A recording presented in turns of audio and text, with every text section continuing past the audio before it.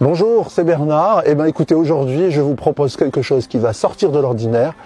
Pas de psychologie, pas d'hypnose, pas de PNL, uniquement de la distraction. Je suis devant chez un vieil ami de 30 ans, Pierre-Yves, qui fabrique des magnifiques couteaux. Donc ça vous intéresse de venir voir avec moi?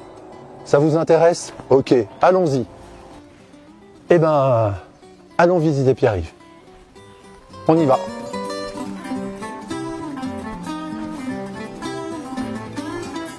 Vous entrez avec moi. Et voilà l'atelier. Pas mal, non? Vous allez voir, ça va vous surprendre. Je vous présente Pierre-Yves. Je vous remercie. Donc Bernard, je vais te montrer la fabrication, ou plutôt le montage d'un couteau de ce type de couteau de table. C'est un couteau qui a été dessiné par Monsieur Bijon, qui est un jeune dessinateur d'une école de design à Moulins. Donc là, on le bride.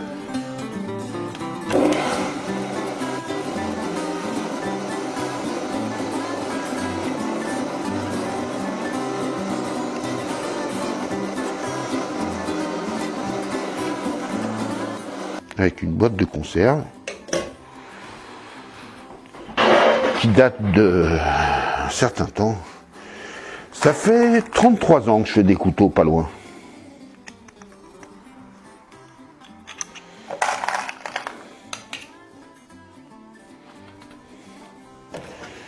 Et ma foi, c'est un métier sympa.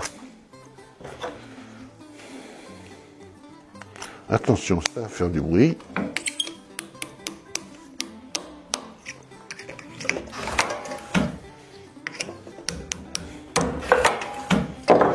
Voilà. Après, on va faire de la poussière. On va façonner le manche en suivant le contour de la platine.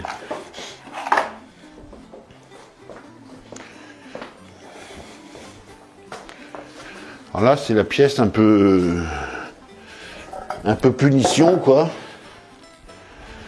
Il y a de la poussière. Alors habituellement, bien sûr, je fais ça en série. Hein.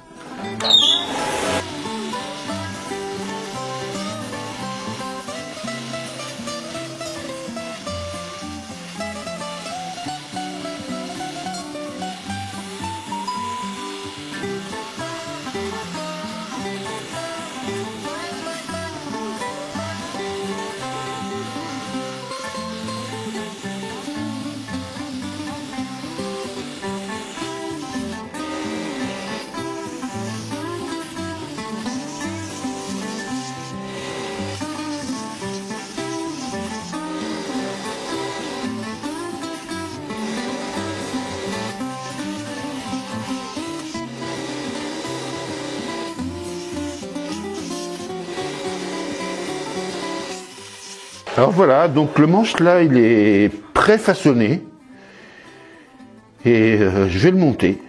On va le faire. C'est un façonnage qui est délicat parce que je connais pas trop encore. C'est les premiers couteaux que je fais comme ça, hein, donc je les maîtrise pas encore vraiment. Mais là, globalement, le résultat est satisfaisant. Il n'y a rien de vraiment compliqué. La coutellerie, c'est comme tous les métiers, ça demande du soin.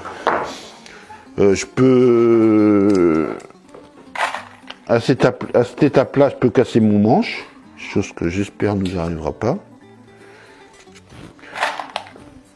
Si je le cloue pas suffisamment, il tiendra pas dans la durée. Donc voilà, c'est un dosage. Les fils sont posés. Maintenant, ça craint un peu. Bon, on y va, quoi. L'arrière, on appelle ça le cul du couteau. On va dire l'arrière. Il est fin et très très fragile. Non, pas très fragile, mais bon, ça demande du soin.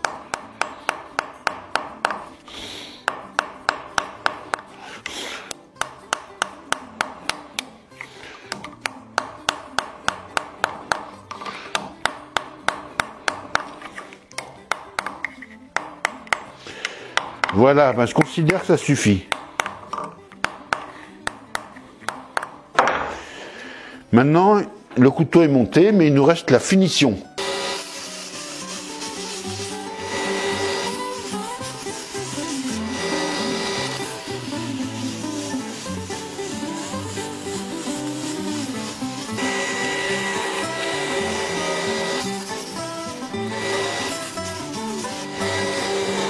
C'est dangereux. Tout ce qui est vêtements flottants est dangereux.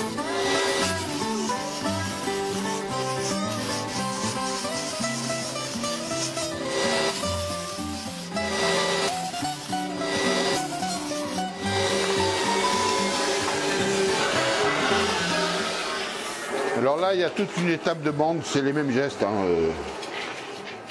C'est les mêmes gestes. Oui, tu passes du grain de plus en plus. Voilà. Donc là, normalement, tout ce qui est façonnage, c'est terminé. Façonnage, passage à la bande. Bon, j'aurais peut-être des retouches en cours de finition. Après, on passe sur ces outils-là. C'est du coton. C'est du coton imprégné de ce qu'on appelle dans notre jargon, ça s'appelle de la crotte. On en passe sur les frottes, c'est différents pains. Ça peut donner, là c'est un pain très très gros qui permet d'effacer les gros traits. Après on aura des pains de plus en plus fins.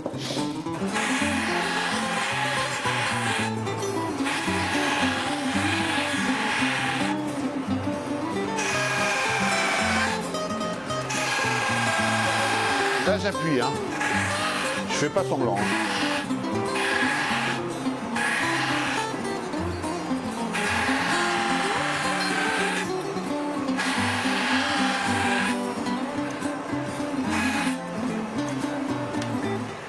Voilà donc le couteau très poli. Je parle du manche. Après, ce qui nous reste, c'est donner l'éclat et ensuite brosser la lame et affûter. Non, c'est pas la bonne pâte. Là voilà.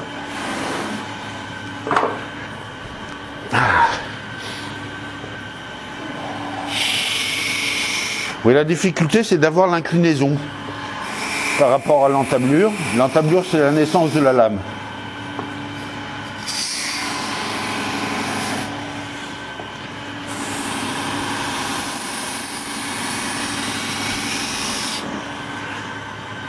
Bah, pas mal.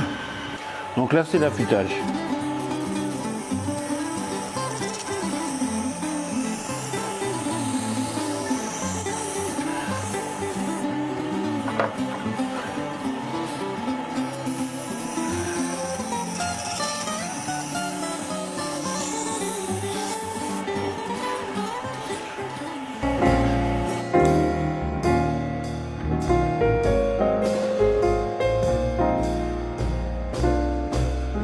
C'est fini. C'est fini ou ça commence que, comme on dit chez nous. Voilà. Non, pour moi, la fabrication du table est terminée. Ouais. Mais en fait, vous avez vu qu'une partie, il y a le travail d'achat, de la découpe brute, il y a le traitement thermique, il y a les moutures. À l'avenir, il y aura les marques à faire. C'est un long cheminement en fabrication, un couteau fini. C'est beaucoup de travail quand même.